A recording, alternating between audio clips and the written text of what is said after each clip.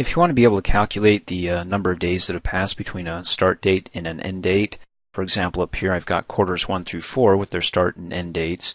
Then I've got two functions I want to show you. You can either use the DAYS360 or the YEARFRAC.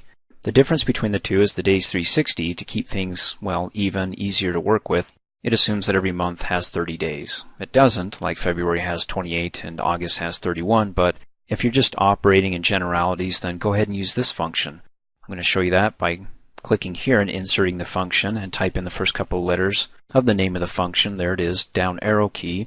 And then it says it'll return the number of days between two dates based on a 360-day year, again assuming that every month has 30 days. Go ahead and hit the tab key to pop open that function. It says, okay, where's your start date? Either type in the name of the cell, the start date, or I'm going to go ahead and select it.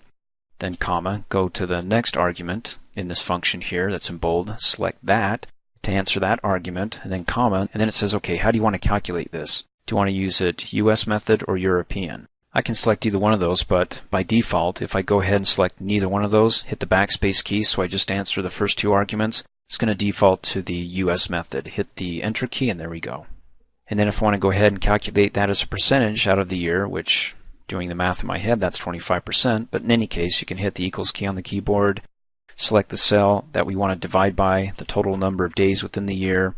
It gives us 0 only because I don't have any decimals set out. I just have a whole number. So let me go ahead and select it, right click on it, go to Format Cells, and then up the decimal places, click OK. Okay, 0.25, but I want to change that to a percent. So I could have done it there, but in any case, I can right click or come up here on the Home tab in the Numbers group, click on the drop down arrow. There's percentage, 25%. Now if you need to get exact, in other words, you don't want just generally 30 days out of every month, you want February that has 28 and August that has 31, then use the YEARFRAC. I'm going to come down here and insert it in this cell because by default when you use the YEARFRAC it actually comes out as a percentage. So equals, type in the first couple of letters, down arrow, and it says it returns the year fraction representing the number of whole days between the start and end date. Hit the tab key, pops open the function. What's the start date? There it is. Comma, end date, there it is.